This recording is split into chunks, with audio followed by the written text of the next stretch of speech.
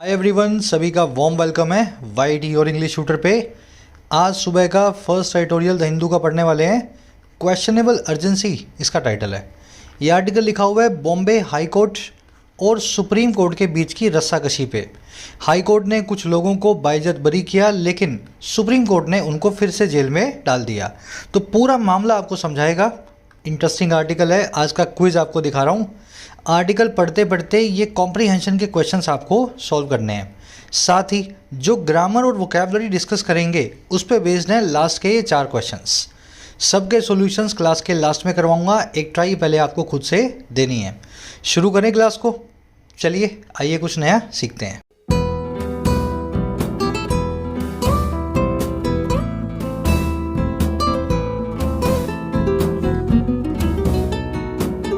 Alright, कह रहा है क्वेश्चनेबल अर्जेंसी। देखिए, अर्जेंसी का मतलब होता है इमरजेंसी, आपातकाल की स्थिति। इसके लिए एक एडवांस वर्ड भी हमारे पास एक्जिजेंसी। आपातकाल की स्थिति को, इमरजेंसी को एडवांस फॉर्म में एक्जिजेंसी भी बोलते हैं। कह रहा है एक ऐसी इमरजेंसी दिखाई गई है सुप्रीम कोर्ट के द्वारा जो कि क्वेश्चनेबल है, जिस पे सवाल उठाया जा सकता है। सुप्रीम कोर्ट ने क्या किया? बॉम्बे हाई कोर्ट ने कुछ लोगों को घर भेजा बाइज्जत बरी करके, और कुछ ही घंटों में सुप्रीम कोर्ट ने इन लोगों को वापस जेल में डाल दिया, इमरजेंसी में हियरिंग करके। तो यही कह रहा है कि पूरा देश सुप्रीम कोर्ट की इस इमरजेंसी पे सवाल उठा रहा है। चलिए अब इसी बात को आपको बताएगा डिटेल में इन टाइटल पैराग्राफ। कह रहा है swift stay on orders of acquittal और discharge show courts in a bad light. कह रहा है जो स्विफ्ट स्टे है, स्टे का मतलब होता है किसी ऑर्डर को ठहरा देना, किसी छोटी अदालत के ऑर्डर को कैंसिल कर देना, ठंडे बस्ते में डाल देना, उसको स्टे कर देना, आगे ना जाने देना। कह रहे जो स्विफ्ट आने वाला स्टे होता है ना, स्विफ्ट का मतलब है तेजी से, क्विकली, ठीक है। और ये ऑर्डर स्टे किस पे है? ऐसे ऑर्डर्स पे, ऐसे फैसलों पे जो होते हैं एक्विटल के। एक्विटल का मतलब होता है बाइज्जत बरी करना, किसी को डिस्चार्ज करना, सजा मुक्त करना, और या फिर होते हैं डिस्चार्ज पे। दोनों का मतलब एक ही है, एक्विटल डिस्चार्ज। कह रहा है ऐसा जो स्टे आता है ना इस तरह के ऑर्डर्स पे, कह रहा है ये स्टे दिखाता है हमारी कोर्ट्स को, हमारी अदालतों को एक बुरी रोशनी में, बैड लाइट में। किसी को बैड लाइट में दिखाना यानी कि उसके चरित्र पे सवाल उठाना, उसकी इंटीग्रिटी को क्वेश्चन में डाल देना। तो जब जब कोर्ट्स इस तरीके से आपस में लड़ती हैं, एक बड़ी कोर्ट छोटी अदालत के कोर्ट को, फैसले को स्टे लगाती है, इससे हमारी जुडिशरी बदनाम होती है, बैड लाइट में पूरी जुडिशरी को देखा जाता है। समझ में आ गया सेंटेंस? सब्जेक्ट है स्टे। स्टे का मतलब होता है किसी ऑर्डर को कैंसिल करना। इसकी वर्ब है शो। अब देखो स्टे सिंगुलर है, तो एक्चुअल में टेक्निकली वर्ब कैसी होनी चाहिए? सिंगुलर होनी चाहिए। यहाँ पे लगना चाहिए शॉस। तो इस एरर को मार्क करें अपने दिमाग में। स्विफ्ट का मतलब होता है जो तेज़ी से आए, जो क्विक हो, जो निम्बल हो, जो एजाइल हो, फुर्तीला हो। अब जल्दी से स्विफ्ट नाम के वर्ड के, यानी फुर्तीले नाम के वर्ड के 2 एंटोनिम्स आपको सब लोग कोशिश करेंगे दिमाग में निकालो, है ना। मैं बता दूंगा, पहले एक बार खुद से ट्राई करो। फुर्तीले के 2 एंटोनिम्स क्या होते हैं? देखो पहला एंटोनिम क्या होगा जी? आलसी। आलसी को क्या बोलते हैं? लेजी। लेजी यही बोलेंगे ना आलसी को। लिख देता हूँ यहाँ, लेजी। अच्छा, इसके लिए एक और अच्छा हमारे पास वर्ड है, बड़ा कर दूँ उसको थोड़ा सा, लिथार्जिक। लिथार्जी मतलब आलस, लेथार्जिक मतलब आलसी, है ना। और एक इसके लिए एक और अच्छा वर्ड है, लास्ट वर्ड बता रहा हूँ, लेके, लेके डेसिकल। स्पेलिंग सही है? हाँ बिल्कुल ठीक है। ढीलम ढाल करने वाला, लेके डेसिकल।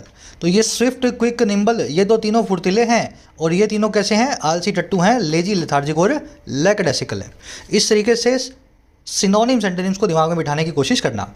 उसी तरीके से एक्विटल का मतलब होता है किसी का लिबरेशन किया जाना सारे गुनाहों से, किसी आदमी की घर वापसी होना दोष मुक्ति के बाद, एक्विटल। एक्सोनरेशन और विंडिकेशन इसके 2 एडवांस सिनोनिम्स हैं। एक्विटल का बिल्कुल उल्टा होता है, क्या होता है? लिख दूं यहाँ, कॉन्विक्शन। अगर किसी इंसान का कॉन्विक्शन हो गया है तो कोर्ट ने उसके आरोप को प्रूव कर दिया है, और अगर एक्विटल हो गया है तो उसको एकदम इनोसेंट पाया है, उस पर सारे आरोपों को खारिज कर दिया है। तो दोनों वर्ड्स एक दूसरे के उल्टे हैं। आज के क्विज में पूछा गया है इन सिनोनिम एंटोनिम्स को। आगे बढ़ते हैं। इस आर्टिकल की सारी वोकैब मैं आपको एक ही साथ दिखा देता हूं ताकि आप इसको स्मूथली पढ़ पाओ। उसी के साथ में ये एग्जाम्स की तैयारी का सबसे इंपॉर्टेंट एस्पेक्ट है मॉक टेस्ट लगाना। अगर मॉक टेस्ट नहीं लगा रहे हो तो लास्ट मोमेंट तक आपको पता ही नहीं होगा मैं कहाँ खड़ा हूँ और मुझे कहाँ इंप्रूव करना है। और मॉक टेस्ट के लिए मैं सभी को रेकमेंड करता हूँ टेस्टबुक.com। टेस्टबुक की एक ही खूबी है, सारे एग्जाम्स का एक सिंगल पैकेज इन्होंने बनाया हुआ है, अफोर्डेबल। 45,000 मॉक टेस्ट इसमें आपको मिल जाते हैं। अब इसमें एसएससी, बैंकिंग, स्टेट एग्जाम्स अलग अलग लेने की जरूरत नहीं है, एक ही पैकेज में सारे एग्जाम्स कंबाइंड है। अब ये सारे मॉक टेस्ट तकरीबन 41,000 हो चुके हैं। इन सभी को आप एक्सेस कर सकते हैं 1 साल की वैलिडिटी के साथ 399 में और 3 साल की वैलिडिटी के साथ में 599 में। लेकिन याद रखें, इस पे आपको मिलता है एडिशनल ऑफ अगर आप यूज़ करते हैं कोड YD10। कोड को यूज़ करने से 1 साल का मॉक टेस्ट पैक आपको मिलता है 360 में और 3 साल का आपको मिलता है 540 में। कमेंट सेक्शन में लिंक डाल रहा हूँ टेक्स्ट का, कोड लगा के फ़ायदा ज़रूर उठाएं। ऑलराइट, लास्ट हमने वर्ड किया था चेस्ट। चेस्ट का मतलब होता है प्योर यानी कि वर्चुअस, है ना। नया वर्ड है हमारे वाली, आज हमारे पास नया वर्ड है निम्बल। निम्बल अभी आपको मैंने करवाया स्विफ्ट, एजाइल, लाइवली यानी क्विक, फुर्तीले का सिनोनिम है। A nimble action by the police proved critical in nabbing the killers. एक फुर्तीला एक्शन जो था पुलिस वालों के द्वारा वो साबित हुआ बहुत ही इंपॉर्टेंट यानी कि क्रिटिकल, नैब करने में, धर पकड़ करने में किलर्स की, हथियारों की। निम्बल का, क्विक का, एजाइल का उल्टा अभी आपको करवाया था लेजी, लैकेडेसिकल और लेथार्जिक, है ना, ये वही वर्ड है। अगला वर्ड है सेट असाइड। इसको ले असाइड या पुट असाइड भी बोलते हैं। अब ये जो तीनों फ्रेजल वर्ब्स हैं इनके 2 मीनिंग्स हैं। पहला मीनिंग है किसी ऑर्डर को, किसी फैसले को कैंसिल या इग्नोर कर देना। सुप्रीम कोर्ट ने किसी हाई कोर्ट के फैसले को कैंसिल कर दिया तो supreme court has set aside the फैसला या the verdict of a high court. तो ये तो हो गया पहला मीनिंग। दूसरा मीनिंग होता है इन तीनों फ्रेजल वर्ब्स का फ्यूचर के लिए सेव कर देना। आपके पास 1000 रुपये थे, आपने उनको सेट कर दिया या पुट कर दिया या ले कर दिया असाइड यानी कि साइड में। आपने सोच लिया कि ये तब यूज़ करूँगा जब मुझे बहुत ज़रूरत होगी। तो सेव फॉर द फ्यूचर करते हो तब भी ये तीनों बातें, और अगर आप इग्नोर या कैंसिल करते हो किसी फैसले को तब भी ये तीनों फ्रेजल वर्ब्स। याद रखना ये तीनों दोनों यूज इसके। आज पहला वाला यूज आप आर्टिकल में देखेंगे। The court has set aside the provision of reservation for Marathas for state government jobs. Court ने कैंसिल कर दिया है प्रोविजन को, नियम को, जो है आरक्षण का, रिजर्वेशन का मराठा लोगों के लिए, और कहाँ पे, महाराष्ट्र की स्टेट गवर्नमेंट जॉब्स में। तो फैसले को क्या किया कोर्ट ने, कैंसिल किया है। अब कैंसिल करने को स्ट्राइक डाउन, क्वैश या एब्रोगेट भी बोलते हैं, ये एडवांस वर्ड्स हैं। आज इनका एक और सिनोनिम आर्टिकल में देखेंगे आप, इंटरडिक्ट, किसी फैसले को कैंसिल करना। बढ़े आगे नेक्स्ट वर्ड पे, सर्कमस्टांस। इसका मतलब होता है सिचुएशन यानी कि हालात।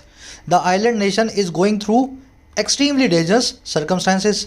ये जो टापू देश है, आइलैंड नेशन है ना, ये गो थ्रू हो रहा है, एक्सपीरियंस कर रहा है बहुत ही ज़्यादा खतरनाक हालातों से, सर्कमस्टांसेस से, डेंजरस, एक्सट्रीमली डेंजरस सर्कमस्टांसेस से। सर्कमस्टांस को कंडीशन या कॉन्टेक्स्ट भी बोलते हैं। आज सर्कमस्टांस नाम का वर्ड आर्टिकल में देखेंगे। चलिए 2 वर्ड्स और हैं, इनफैक्ट 3 वर्ड्स हैं। इसेंस। इसेंस आप जानते हैं किसी चीज़ का सार। मैं आपसे कोई बात बताऊं, आप बोलो यार पूरी बात नहीं मुझे, तो आप इसका सार बता दो यानी कि इसकी समरी दे दो। तो इसेंस का मतलब ही होता है समरी, किसी चीज़ की मोटी मोटी बातें। अब इस सार को, समरी को 2 और वर्ड से बताया जाता है, क्रक्स और जिस्ट, है ना। The gist of the matter is, इस पूरे मामले का सार ये है, the gist of the matter is, है ना, ऐसे उसको बताएंगे। तो इसेंस नाम का वर्ड आर्टिकल में आएगा। Photographs are a tool to capture the essence of a situation.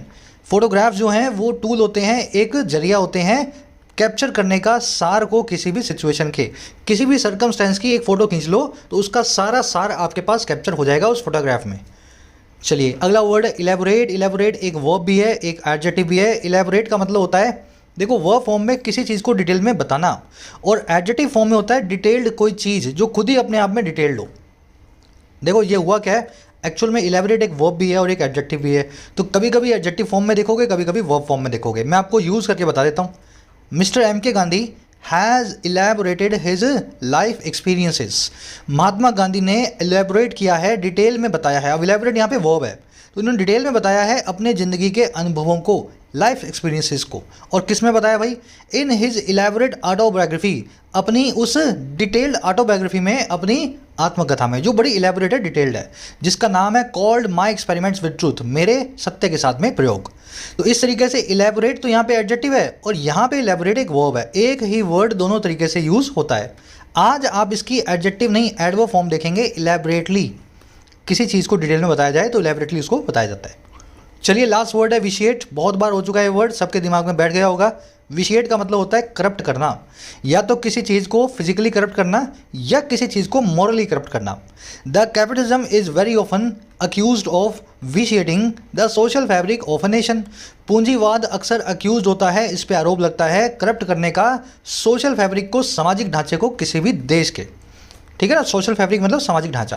तो विशिएट को कंटेमिनेट, पोल्यूट, रुइन, एडल्ट्रेट और टेंट करना भी बोलते हैं। ये सारे वर्ड्स बारी बारी करके आपको मिलेंगे, किसी आर्टिकल में ये आ जाएगा, किसी में वो आ जाएगा, है ना। ठीक है, एडल्ट्रेट का मतलब होता है मिलावट करना, इसमें भी आप चीज़ों को करप्ट ही करते हैं। दूध में पानी मिलाया तो एडल्ट्रेट कर दिया। चलिए एक समरी दे दें आपको आर्टिकल की, किस बारे में लिखा गया है। देखो एक केस है माओइस्ट कॉन्स्पिरेसी का, यानी नक्सलवाद के षड्यंत्र का, जिसमें 6 लोगों को, एक है GN साई बाबा और उसके अलावा 5 लोग और, कह रहे इन सभी लोगों को जेल में डाला गया है, काफ़ी लंबे वक्त तक ये जेल में रहे। अब हुआ क्या, हाल ही में बॉम्बे हाईकोर्ट ने ये पाया कि जिस तरीके से इन पे केस बनाया गया था ना, वो तरीका गलत था। हो सकता है केस सही हो सकता है इन लोगों ने गलत काम किया हो, लेकिन जिस तरीके से इनको जेल में डाला गया और केस बनाया गया UAPA लगा के, हाईकोर्ट ने बोला कि ये तरीका गलत है, हम इन लोगों को बाइज्जत बरी करके घर भेजते हैं। अब हुआ क्या, इमीडिएटली बाद में महाराष्ट्र की सरकार ने बॉम्बे हाईकोर्ट के इस फैसले के खिलाफ सुप्रीम कोर्ट में एक याचिका डाली और सुप्रीम कोर्ट ने इमरजेंसी में एक हियरिंग बुला करके बॉम्बे हाईकोर्ट के फैसले को स्टे कर दिया, यानी कि सेट असाइड कर दिया। हमारा आर्टिकल ये कह रहा है कि ये जो पूरी रस्साकशी दोनों कोर्ट्स के बीच में हो रही है ना, इससे न्यायपालिका को बैड लाइट में देखा जाता है देश भर में, और सुप्रीम कोर्ट को ऐसे मामलों में इमरजेंसी दिखाने की जरूरत कतई नहीं है, क्योंकि इससे इनकी इमरजेंसी पे सवाल उठते हैं कि क्यों रातों रात आप हियरिंग बुला रहे हो, किसने आपको कहा है कि इतना इमरजेंसी के अंदर हाईकोर्ट के फैसले को आप खारिज करो। तो ओवरऑल एक क्रिटिसाइजिंग टोन में लिखा हुआ आर्टिकल है हमारी न्यायपालिका के लिए। आज की टोन है क्रिटिसाइजिंग। समरी आप समझ गए, अब इसको डिटेल में देख लेते हैं क्या लिखा हुआ है। चलिए, कह रहा है the manner in which the supreme court of India has suspended the operation of a Bombay high court judgment. इतना ही पढ़ेंगे। कह रहा है वो मैनर, वो तरीका, मैनर मतलब तरीका, और कौन सा, कह रहे जिसके अंदर, इन विच, हुआ क्या, हमारी सुप्रीम कोर्ट ने, द सुप्रीम कोर्ट ने क्या कर दिया, इसने सस्पेंड कर दिया, स्टे कर दिया, सेट या ले असाइड कर दिया। और किसको, ऑपरेशन को, एक बॉम्बे हाई कोर्ट की जजमेंट के। तो बॉम्बे हाई कोर्ट का एक फैसला आया था, उसके ऊपर जो ऑपरेशन यानी कार्रवाई हो रही थी, इस कार्रवाई को ही सस्पेंड कर दिया इन्होंने। अब ये कौन सा जजमेंट था जी, आगे बताएगा। Discharging GN Sai Baba and others in an alleged Maoist conspiracy case. ये वो जजमेंट था जो डिस्चार्ज करने वाला था। अब डिस्चार्जिंग यहाँ पे क्या है, प्रेजेंट पार्टिसिपल वर्ब की ING फॉर्म, एक नाउन के बारे में एडिशनल इंफॉर्मेशन दे रही है। कह रहे ये वो जजमेंट थी जो बाइज्जत बरी करने वाली थी, एक्विट करने वाली थी, एक तो इन इंसान को, GN साई बाबा को, और कई दूसरे लोगों को, एक अलेजेड माओइस्ट कॉन्स्पिरेसी केस में, एक ऐसे नक्सलवाद के षड्यंत्र केस में जो अलेजेड है, जिसका इन लोगों के पे आरोप लगा हुआ है। कह रहा है ये जो तरीका है ना, मैनर, जिसमें ये सारा काम हुआ, कह रहा है this manner is quite unusual and raises critical questions. कह रहा है ये तरीका अपने आप में बहुत ही असाधारण है, अनयूजुअल है, और ये सवाल उठाता है, रेज करता है बहुत ही इंपॉर्टेंट क्वेश्चंस को। सेंटेंस बड़ा आसान है, ब्रेक करके बता दिए, एक भी बच्चे को कन्फ्यूजन इसमें ना हो। 1 मिनट रुक जाओ, यहाँ पे कलर इसको सही दे देते हैं, जस्ट ए मिनट, है ना, नहीं आया अभी भी। सब्जेक्ट है आपका यहाँ पे मैनर, मैनर, इसकी वर्ब है पहली वाली इज, दूसरी वर्ब है raises. Manner is unusual and the manner raises critical questions. आ रही है बात समझ में, स्ट्रक्चर समझ में आ रही है। सुप्रीम कोर्ट की वर्ब है हैज सस्पेंड, और कुछ देखने वाला इसमें है नहीं। डिस्चार्जिंग मैंने आपको बता दिया, पार्टिसिपल एडजेक्टिव है, जजमेंट के बारे में एडिशनल इंफॉर्मेशन दे रहा है। सस्पेंड करना, सेट असाइड करना, ले असाइड करना, स्टे करना, एब्रोगेट करना, एन्यूल करना, और एक और वर्ड आएगा आगे, इंटरडिक्ट। इन सब का मतलब होता है किसी चीज़ को स्थगित कर देना, कैंसिल कर देना। ठीक है, चलो और आगे बढ़े। एक ग्रामर रूल है यहाँ पे, आगे करवाऊंगा, थोड़ा सा फ्लो बनाओ। आगे कह रहा है जी, it is true that there conviction by a trial court with professor Sai Baba and 4 others being sentenced to life and another to 10 years under provision of the Unlawful Activities Prevention Act UAPA was set aside by the High Court on not on merits। अब आप बोलोगे sir ये क्या पढ़ा दिया इतना लंबा, मैं तो समझ ही नहीं पा रहा। तो बड़ा आसान तरीका इसको समझने का, ये जो आप देख रहे हो ना, ये वाला लंबा डैश, इसको बोलते हैं M डैश। जब ये 2 बार आ जाए ना सेंटेंस में, इसको साइड में कर दो। साइड में करने का मतलब क्या है यहाँ से लेकर के यहाँ तक का, यानी कि दूसरे एम डैश तक का ये सारा खा जाओ और बाकी का सेंटेंस पढ़ लो, फिर लास्ट में इसको पढ़ के उसकी इंफॉर्मेशन जोड़ दो। अब मैं वही करने वाला हूँ। कह रहा है इट इज़ ट्रू, ये बात है सच। अच्छा जी कौन सी बात? दैट वो ये कि इनका जो कॉन्विक्शन था, अब कॉन्विक्शन क्या होता है ऊपर ही बताया था। एक्विटल का मतलब होता है बाइज्जत बरी होना, इसका बिल्कुल उल्टा होता है कॉन्विक्शन, किसी का आरोप सिद्ध होना। कह रहा है इट इज़ ट्रू, ये बिल्कुल सच है कि इनका जो कॉन्विक्शन था इन चारों लोगों का, पांचों लोगों का, ट्रायल कोर्ट के द्वारा, अब ये बीच में से निकाल रहा हूँ सारा सारा, ठीक है। कह रहे हैं इनका conviction was set aside by the high court, इनके कॉन्विक्शन को सेट असाइड कर दिया गया, कैंसिल या स्टे कर दिया गया बॉम्बे हाई कोर्ट के द्वारा। और कैसे किया गया भाई? Not on merits but only on technical grounds. ये कॉन्विक्शन जो है सेट असाइड मेरिट्स पे नहीं किया गया। मेरिट का मतलब होता है कितनी दमदार बात है उस पूरे कॉन्विक्शन में, मेरिट का मतलब होता है कितना दम है। तो इनके इसके कॉन्विक्शन के दम को देखते हुए नहीं किया गया कि कॉन्विक्शन में दम नहीं है, बल्कि किया गया टेक्निकल ग्राउंड्स पे, प्रोसीजनल ग्राउंड्स पे। और कैसे कह रहा आगे? एंड द स्टेट में फील अग्रीव्ड, और जो स्टेट है, जो राज्य है, वो हो सकता है फील कर जाए अग्रीव्ड, यानी कि थोड़ा सा निराश। अग्रीव्ड वो आदमी होता है जिसमें ग्रीफ हो, जो परेशान हो, जो हर्ट हो, जो ऑफेंडेड हो। बात आ रही है समझ में? कह रहे ये बात सच है। सुप्रीम बॉम्बे हाई कोर्ट ने छोटी वाली कोर्ट का जो इन लोगों का कॉन्विक्शन था उसको सेट असाइड, उस कॉन्विक्शन की मेरिट पे नहीं किया है, उस कॉन्विक्शन की कमजोरी पे नहीं किया है, बल्कि टेक्निकल ग्राउंड पे किया है, प्रोसीजरल ग्राउंड पे किया है। और जो महाराष्ट्र राज्य है जहाँ पे ये पूरा केस हुआ था, हो सकता है वहाँ की सरकार इस मामले में अपने आप को हर्ट फील करे, अपनी जो है ऑफेंडेड जो है फील करे। अब बीच वाला देख लेते हैं ये कहना क्या चाह रहा है। कह रहा है जी with mister professor Sai Baba and 4 others being sentence to life. इन कॉन्विक्शन में हुआ ये था कि प्रोफेसर साई बाबा नाम का एक आदमी है और 4 दूसरे भी लोग हैं, ये सेंटेंस किए गए हैं लाइफ को। सेंटेंस टू लाइफ का मतलब है उम्र कैद देना। कह रहे एंड अनदर टू 10 ईयर्स, और दूसरे कई लोगों को 10 साल की सजा दी गई है, सेंटेंस टू 10 ईयर्स। और किसके under? Under provisions of UAPA act, इस यूएपीए एक्ट की प्रोविजंस यानी कि नियमों के अंतर्गत। अब आ गया समझ में? बीच में सिर्फ यही बताया गया कि कॉन्विक्शन था क्या, किसको कितनी सजा दी गई है। सेंटेंस की स्ट्रक्चर आपने देख लिया है। इट की वर्ब है इज, कॉन्विक्शन की वर्ब है was, set aside passive voice में, set aside, lay aside, put aside, abrogate, annul, indict. याद है ना, सारे वर्ड्स का मतलब होता है किसी चीज़ को कैंसिल करना। और इनका एक और मीनिंग भी है सेव करना, फ्यूचर के लिए, है ना, आगे के लिए बचत करना। सेट या ले असाइड का एक मीनिंग होता है। स्टेट की वर्ब है मे फील, अग्रीव्ड वो आदमी है जिसको ग्रीफ हो, ग्रीफ का मतलब है दुख, तो अग्रीव्ड हो गया दुखी, डिसप्लीज्ड निराश, हर्ट या ऑफेंडेड। चलिए और आगे बढ़ते हैं। सेंटेंस के साथ में आप टू प्रेपोजिशन देख रहे हैं, ये फिक्स रहेगी। सेंटेंस टू का मतलब है किसी को कोई सजा देना। अगर किसी को उम्र कैद दी जा रही है तो आप बोलेंगे the smuggler was sentenced for life, ऐसा ही बोलेंगे ना, ऐसा नहीं बोलेंगे, गलत है ये। फिर बता रहा हूँ, सेंटेंस के साथ में टू आता है तो आप लिखेंगे इस स्मगलर को, इस तस्कर को उम्र कैद की सजा दी गई तो सेंटेंस्ड टू लाइफ। ठीक है, ये फिक्स प्रेपोजिशन दिमाग में बिठा लो। वैसे ही मौत की सजा देने को बोलते हैं सेंटेंस टू डेथ, तो smuggler was sentenced by death नहीं, sentenced to death. Sentence to life उम्र कैद देना, सेंटेंस टू डेथ मौत की सजा देना। और किसी को मान लो कुछ सालों की सजा मिली हो, 5, 10, 20, 15, तो आप लिखेंगे the smuggler was sentenced to 10 years. तो ये फिक्स प्रेपोजिशन अपने को ध्यान में रखना है। चलो और आगे बढ़ते हैं, आगे देखें क्या कहना चाह रहा है। कह रहा है जी however the apex court could have been more restrained while entertaining an appeal against the order। कह रहे लेकिन जो एपेक्स कोर्ट है, भाई हाई कोर्ट ने तो कैंसिल कर दिया इनके कॉन्विक्शन को, हाई कोर्ट ने बोल दिया इनको घर जाने दो, टेक्निकली ये लोग गुनहगार नहीं है। कह रहे लेकिन जो एपेक्स कोर्ट है, एपेक्स कोर्ट कौन है? सुप्रीम कोर्ट, जो सबसे ऊपर की है, चोटी की कोर्ट। कह रहे ये रह सकती थी, हो सकती थी, कुड हैव बीन, और ज़्यादा संयमी, और ज़्यादा रिस्ट्रेंट, और ज़्यादा पेशेंस वाली। और कब? कह रहे जब ये एंटरटेन कर रही थी एक अपील को, जब ये सुनवाई कर रही थी एक याचिका को, और किसके खिलाफ? इस ऑर्डर के खिलाफ, हाई कोर्ट के अगेंस्ट द ऑर्डर। तो सुप्रीम कोर्ट को थोड़ा पेशेंस दिखाना चाहिए था। ऐसा नहीं है अपील आई और हाथों हाथ सुप्रीम कोर्ट ने सुनवाई की और कोर्ट के ऑर्डर को, बॉम्बे हाई कोर्ट के ऑर्डर को कैंसिल कर दिया। कोर्ट की वो है कुड हैव बीन, रिस्ट्रेंड मतलब संयमी, पेशेंस वाला, और इसमें कुछ देखने वाला है नहीं। कह रहा है the court showed extraordinary zeal in fulfilling the Maharashtra government's wish to have an immediate hearing. अब वही गलती बता रहा है। कह रहे जो हमारी एपेक्स कोर्ट है यानी कि सुप्रीम कोर्ट है, कह रहे इसने दिखाया, शो किया बहुत ही असाधारण, बहुत ही एक्स्ट्रॉर्डनरी, बहुत ही अनयूजुअल से उत्साह को, झील को, और किस में, पूरा कर देने में, फुलफिल कर देने में महाराष्ट्र की सरकार की उस इच्छा को, विश को। और कौन सी इच्छा है? जो है रखवाए जाने की एक जल्दी से हियरिंग को, जल्दी से सुनवाई को। तो महाराष्ट्र गवर्नमेंट ने बोला भाई जल्दी जल्दी सुनवाई करो, हमें बॉम्बे हाई कोर्ट के फैसले को कैंसिल करवाना है। तो सुप्रीम कोर्ट ने पूरा उत्साह दिखाते हुए इनकी बात को मान लिया। कोर्ट की वर्ब है शोड, जील का मतलब है उत्साह, जिसको आप एंथुजियाज्म या विगर भी बोलते हैं।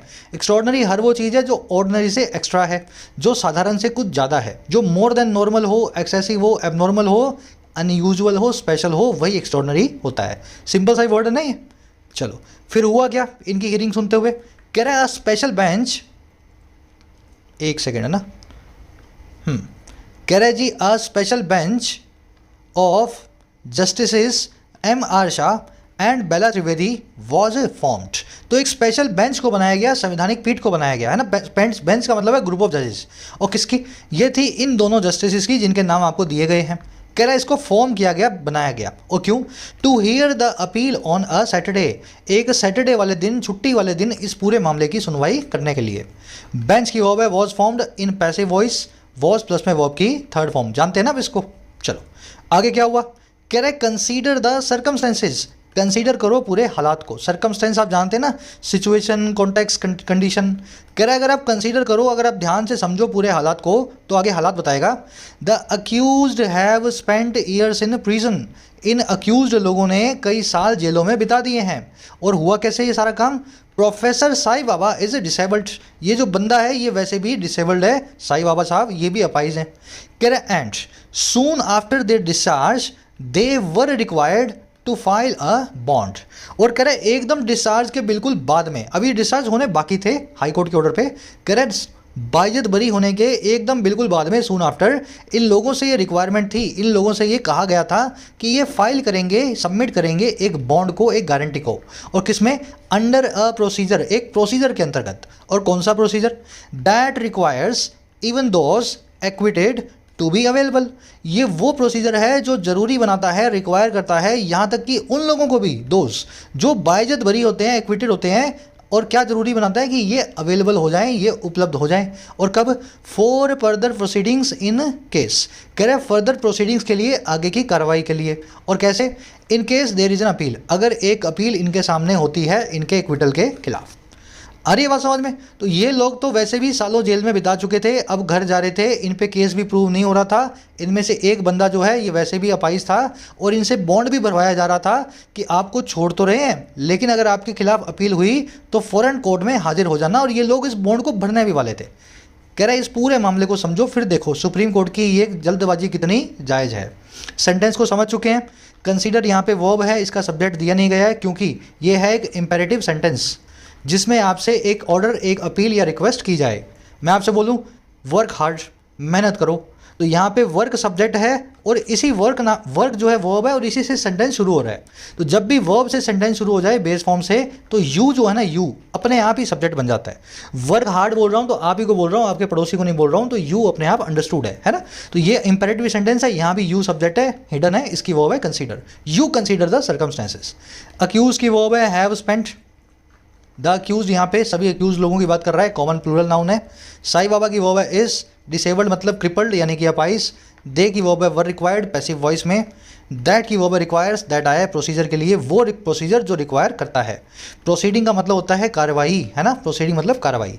अपील की वर्ब है इज, देर से क्लोज शुरू हुआ है इसलिए वर्ब के बाद में सब्जेक्ट को रखा गया है। इस अपील और इज को आप कनेक्ट करेंगे, देर से इनका कोई कनेक्शन नहीं है। चलो और आगे बढ़ते हैं, और क्या हुआ इनके साथ? कह रहा है it is doubtful whether the court should have responded with such swiftness just to suspend a judgment. कह रहा है ये बड़ा ही डाउटफुल है, इस चीज़ पे सबको शक हो रहा है, हाँ या ना, हमारी जो सुप्रीम कोर्ट है उसको रिस्पॉन्ड करना चाहिए था, प्रतिक्रिया देनी चाहिए थी या नहीं। शुड हैव रिस्पॉन्डेड वेदर और नॉट। और कैसे? ऐसी स्विफ्टनेस के साथ में, ऐसी निम्बलनेस के साथ में, फुर्ती के साथ में। और क्यों? जस्ट टू सस्पेंड, सिर्फ सस्पेंड करने के लिए, स्थगित करने के लिए अ जजमेंट, एक जजमेंट को। अच्छा, कौन सी जजमेंट है जी? That has given detailed reasons for discharging the accused. जो जजमेंट ऑलरेडी डिटेल्ड रीजन दे चुकी है, पूरी डिटेल के अंदर कारणों को बता चुकी है इन लोगों को बाइज्जत बरी करने के, इन लोगों को डिस्चार्ज करने के। तो पूरे सब लोगों को यही डाउट है कि सुप्रीम कोर्ट ने इतना जल्दी क्यों इस पूरे मामले में अपनी प्रतिक्रिया देते हुए एक ही दिन में इस जजमेंट को कैंसिल करवा दिया। क्या ऐसी मजबूरी सुप्रीम कोर्ट की आन पड़ी? इट की वर्ब है इज, कोर्ट की वर्ब है शुड हैव रिस्पॉन्डेड। दैट की वर्ब है हैज़ गिवन, दैट आया जजमेंट के लिए, जजमेंट का मतलब होता है, समझ गए ना, जजमेंट सिंगुलर है तो दैट की वर्ब भी सिंगुलर है, हैज़ लगाई गई है। स्विफ्टनेस, निम्बलनेस, अलैक्रिटी, क्विकनेस, है ना, आपकी फुर्ती को बोलते हैं, सारे के सारे वर्ड्स हैं इसके सिनोनिम्स। चलो, अच्छा ये स्ट्रक्चर समझते हो आप? शुड हैव V3, नहीं समझते तो समझा देते हैं। 3 स्ट्रक्चर्स आपको दिखेंगी, should have V3, would have V3 और कुड हैव V3। इसके साथ में मे और माइट हैव V3 भी आ सकता है, वो भी इन्हीं की जैसी है। इन स्ट्रक्चर का मतलब होता है ऐसा होना चाहिए था। देखो, शुड हैव का मतलब है चाहिए, तो इसका मतलब है ऐसा करना या होना चाहिए था। वुड हैव, वुड का मतलब है होता, तो इसका मतलब है ऐसा किया होता। और कुड का मतलब है सकता, तो इसका मतलब है ऐसा कर सकता था। अब थोड़ा सा आपको लग रहा होगा समझने में, सर ये कैसे बनाऊंगा? बड़ा आसान है, हिंदी में सेंटेंस लिख रहा हूँ आपके सामने। टीम को मैच जीतना चाहिए था, पास्ट की बात हो गई, था आ गया, चाहिए की बात होगी तो शुड आएगा, और पास्ट में काम हो रहा है तो शुड हैव V3। तो सेंटेंस बड़ा आसान है, मैं लिख दूंगा द टीम शुड हैव, अब V3 आएगी तो विन की V3 होती है वन द मैच। जैसे कोई टीम है, मैच जीतते जीतते हार गई, तो आप कह रहे हो यार इस टीम को तो मैच जीतना चाहिए था, है ना, फिर भी हार गई, तो शुड हैव V3, जीतना चाहिए था। तो इस तरीके से हिंदी टू इंग्लिश आप बड़े आसानी से लिख सकते हैं चीज़ों को ट्रांसलेट करके। वैसे ही टीम ने मैच जीता होता, होते की बात हो रही है ना, तो मैं लिख देता हूँ द टीम, अब होते की बात हो रही है तो would have one the match, है ना, would have one the match. उसी तरीके से टीम मैच जीत सकती थी, अब इसको आप सब लोग बनाएंगे कुड को यूज़ करके। देखो मुझे तो आता है बड़े अच्छे से, 10-15 सालों से मैं कर रहा हूँ ये सब काम, इंग्लिश मेरी ठीक ठाक सी है। अगर आपको सीखना है तो दिमाग और पेन को चलाना पड़ेगा। सब लोग इस तीसरे वाले को, इसी स्ट्रक्चर को यूज़ करते हुए कमेंट्स में डालने की कोशिश करो। क्या करोगे? ज़्यादा गलत ही करोगे ना, गलत करोगे तो सही बता दूंगा मैं। चलो आगे बढ़े, क्लास को इंटरेक्टिव बनाया करो, जितना हो सके अपना दिमाग और अपना नोट्स वाला पेन चलाने की कोशिश करो। आगे कह रहा है जी, after all appeals against acquittals are not uncommon. कह रहा है आफ्टर ऑल, सब चीज़ों के बाद में जो ये अपील्स होती हैं एक्विटल के खिलाफ, लोगों को बाइज्जत बरी करने के खिलाफ, ये अनकॉमन नहीं होती हैं, ये बार बार होती रहती हैं। तो अगर सुप्रीम कोर्ट ऐसे रात में जग के छुट्टी वाले दिन बेंच बिठाने लग गई तो ऐसी अपील्स तो दिन में 50 होती हैं, है ना, कहने का मतलब ये। चलो आ जाओ नेक्स्ट सेंटेंस पे, नेक्स्ट पैराग्राफ पे। अब आपसे बताएगा कि हुआ क्या है इस पूरे मामले में, क्यों इस फैसले को कैंसिल किया गया था। एक ग्रामर का कॉन्सेप्ट ऊपर रह गया है जो मैंने आपको शुरू में बताया था, फटाफट उसको कर लें। चलो इसको कर लेते हैं, किया हुआ आपने कई बार, मेरे ख्याल से इजी होगा। कुछ ऐसे नाउन्स हैं इंग्लिश में जो अपना मीनिंग बदल लेंगे अगर वो सिंगुलर से प्लूरल कर दिए गए। जैसे एक नाउन है मैनर, मैनर अगर सिंगुलर है तो इसका मतलब होता है तरीका, अगर इसको प्लूरल बना दें तो इसका मतलब हो जाएगा एटिक्वेट्स, यानी कि तमीज़, सभ्यता। अगर मैं आपको बोलूँ ना आप में तमीज़ नहीं है तो मैं बोलूँगा you have no manners, manners, आ रही ना बात समझ में। तरीके के लिए मैनर, तमीज़ के लिए मैनर्स, दोनों अलग अलग वर्ड्स हैं।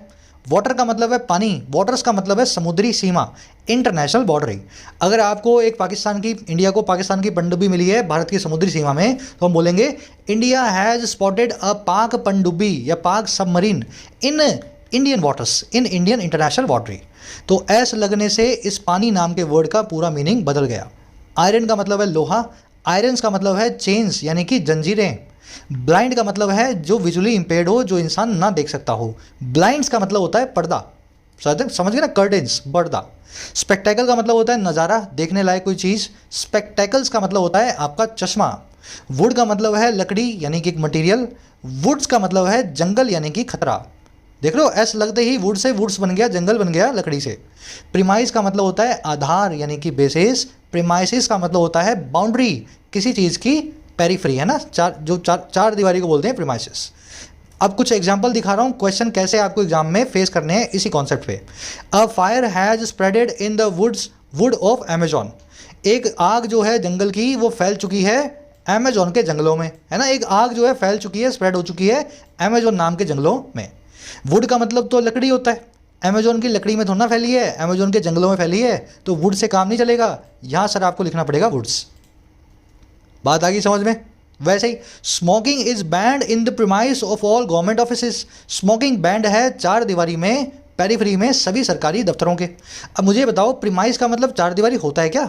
सर प्रीमाइस का मतलब होता है आधार, प्रीमाइसिस का मतलब होता है चार दीवारी, तो यहाँ भी आपको एस लगाना पड़ेगा। सही वक्त पे सही वर्ड को चूज करना ही इस पूरे मामले की आर्ट है ना। चलो आगे बढ़ते हैं। आज के क्विज में कॉन्सेप्ट पूछा जाएगा आपसे, साथ ही साथ पहला वाला जो सेंटेंस है इसमें एक जानबूझ के एरर छोड़ी गई है। पहला वाला सेंटेंस एक जानबूझ के एरर छोड़ के रखा गया है, इसका इस एरर से कोई कनेक्शन नहीं है, वो तो हमने सही कर दी। एक दूसरे किसी कॉन्सेप्ट की एरर इसमें आपको मिलेगी। आप सभी को चैलेंज है, जो लोग सही करके कमेंट्स में बता सकें कोशिश करो, नहीं बता पाओगे तो मैं वहीं पे सही कर देता हूँ कमेंट में, जो कोई गलती करते हो तो। आ जाओ नेक्स्ट सेंटेंस पे। कह रहा the gist of the high court verdict is that in the case of 5 accused, one of them died in prison, the sanction for their prosecution under UAPA was invalid। लंबा sentence है, अभी छोड़ दो, बहुत लंबा सेंटेंस है, देख रहे हो कहाँ तक है। कह रहे जो जिस्ट है, अब जिस्ट का मतलब समझते हैं, क्रक्स, सार, किसी चीज़ की पूरी, समझ गए ना, समरी। कह रहे जो जिस्ट है, जो इसेंस है, जो सार है हाई कोर्ट के वर्डिक्ट का, हाई कोर्ट के फैसले का, इज़ वो ये है, दैट वो ये। कह रहे इस केस में, इस मामले में जो है 5 अक्यूज्ड लोगों का, 5 आरोपियों का, कह रहे जिनमें से एक प्रिजन में ही मर गया, जेल में डाई हो चुका है। कह रहे ये जो है ना, इन सब पाँच लोगों के केस में जो सैंक्शन था, जो सैंक्शन का मतलब होता है अप्रूवल, जो अप्रूवल थी उनके प्रोसिक्यूशन की, उनके ऊपर केस चलाने की, प्रोसिक्यूशन मतलब किसी को कटघरे में लाके केस चलाना। कह रहा है वो सैंक्शन जो था ना इस एक्ट के अंडर में, यूएपीए के अंडर में, वो इनवैलिड था, वो अमान्य था। इन लोगों ने काम गलत किया है, नहीं किया है तो कोर्ट कह ही नहीं रही। कोर्ट कह रही है कि जिस तरीके से आपने इस पर अप्रूवल लेके केस चलाया ना, वो तरीके की वजह से ये लोग बाइज्जत बरी किए जाते हैं। अब क्यों ऐसा हुआ? ऐसा इसलिए हुआ because material was placed before the sanctioning authority. जो कुछ मटीरियल था उसको प्लेस किया गया था, रखा गया था सैंक्शनिंग अथॉरिटी के सामने, बिफोर द अथॉरिटी, जो अथॉरिटी इस मामले को सैंक्शन करने वाली थी, इन लोगों पे केस चलाने की अप्रूवल देने वाली थी। कह रहा and sanction obtained on the same day, और सैंक्शन को ऑब्टेन किया गया था उसी दिन, जिस दिन मटेरियल को रखा गया, शाम को सैंक्शन भी ले लिया गया। कह रहा and that there was no summary of the analysis of the evidence. कोई भी समरी नहीं पाई गई, कोई भी जिस्ट नहीं पाई गई उस विश्लेषण की, उस एनालिसिस की जो मटेरियल और एविडेंस को दिया गया था उस पे आधार पे हो। और ये वो एविडेंस है जो ये वो समरी है जो made by an independent reviewer to assist the grant of sanction. ये वो समरी है जो मेड की जाती है एक आज़ाद रिव्यूअर के द्वारा, एक थर्ड पार्टी के द्वारा, जो असिस्ट करती है अप्रूवल यानी सैंक्शन को दिए जाने को। तो यूएपीए लगाने का एक प्रोसीजर होता है। पहले एविडेंस को लाया जाता है एक सैंक्शनिंग अथॉरिटी के सामने, फिर सैंक्शनिंग अथॉरिटी एक समरी बनवाती है सारी एविडेंस की, एक इंडिपेंडेंट रिव्यूअर से, एक थर्ड पार्टी से। फिर उसके बाद में उस एनालिसिस को करने के बाद में बताती है सैंक्शनिंग अथॉरिटी कि यूएपीए में केस लगाना है या नहीं लगाना। लेकिन इन लोग केस में क्या हुआ, जिस दिन पूरा एविडेंस लाया गया उसी दिन शाम को ही अथॉरिटी से ऑब्जेक्ट जो है पूरा अप्रूवल ले लिया गया, कोई भी एनालिसिस किसी थर्ड पार्टी का नहीं करवाया गया। तो बस यही आधार है इन लोगों को बरी करने का। बात आ गई समझ में। चलो सेंटेंस की स्ट्रक्चर देखेंगे। जिस्ट की वर्ब है इज, ऑफ कोर्स। सैंक्शन की वर्ब है वॉज। मटेरियल की वर्ब है वॉज प्लेस्ड। प्लेस का मतलब होता है किसी के समक्ष प्रस्तुत करना, पैसिव वॉइस है यहाँ पे। सैंक्शन की वर्ब है वॉज ऑब्टेन्ड। सैंक्शन को भी ऑब्टेन किया गया था। वॉज यहाँ पे लिखा हुआ है तो दूसरी बार नहीं लिखा गया है ना, हेल्पिंग वर्ब को दूसरी बार यहाँ पे रिपीट नहीं किया। समरी की वर्ब है वॉज। और आगे बढ़ो। आगे जी कह रहा है in case of professor Sai Baba cognizance was taken and even a witness was examined. अब कह रहा है सबके मामले में ऐसा नहीं हुआ। साई बाबा साहब जो है ना, इनके केस में क्या हुआ, प्रोफेसर साई बाबा, ये इनके मामले में संज्ञान लिया गया था, कॉग्निजेंस को लिया गया था। कॉग्निजेंस का मतलब है इस केस को एक्नॉलेज किया गया था, इसके एनालिसिस भी करवाए गए थे, है ना। तो संज्ञान लिया गया था अथॉरिटी के द्वारा, कॉग्निजेंस, और यहाँ तक कि एक विटनेस को भी एग्जामिन किया गया था, एक गवाह को भी, समझ गया ना, उसे सवाल जवाब किया गया था। और किससे पहले, before the sanction order arrived, इससे पहले कि इन पे यूएपीए चलाने का सैंक्शन ऑर्डर आता। और कैसे, कह रहा rendering the entire proceedings void. ये सारा काम हुआ रेंडर करते हुए, बनाते हुए पूरी कार्रवाई को वॉइड यानी कि असंवैधानिक, यानी कि इलीगल, ऐसा समझ लो, इलीगल। ये सारे काम जो विटनेस के होते हैं ना, ये सब होते हैं जब कोर्ट का केस शुरू हो जाए, जब सैंक्शन ऑर्डर ही नहीं आया, जब केस चलाने की अनुमति नहीं आई उससे पहले क्यों बुलाया जा रहा है गवाह को और क्यों किसी आदमी के खिलाफ सबूत इकट्ठे किए जा रहे हैं, है ना। तो इस तरीके से पूरा मामला ही गलत प्रोसीजर के ऊपर बेस्ड था। कॉग्निजेंस संज्ञान की वर्ब है वॉज टेकन, कॉग्निजेंस का मतलब होता है अवेयरनेस, विटनेस की वर्ब है वॉज एग्जामिन्ड पैसिव वॉइस में, ऑर्डर की वर्ब है अराइव्ड, रेंडर का मतलब होता है किसी को कुछ बना देना, वॉइड का मतलब है जो मीनिंगलेस हो कानूनी तौर पे। चलो और आगे बढ़ते हैं। अब सरकार की क्या दलील है इस पूरे मामले में।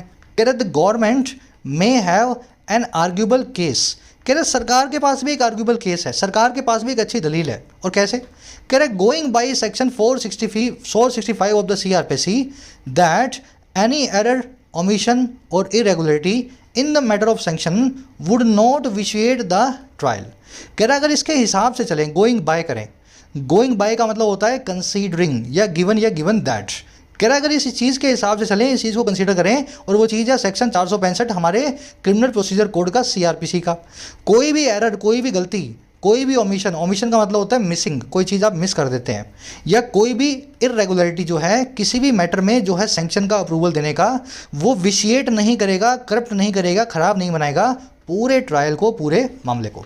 तो गवर्नमेंट तो ये कह रही है कि सेक्शन 465 में लिखा हुआ है, हमसे कोई भूल चूक हो भी गई हो, मामला आप जो है उसको ख़त्म नहीं कर सकते हो। सरकार की दलील भी सही है।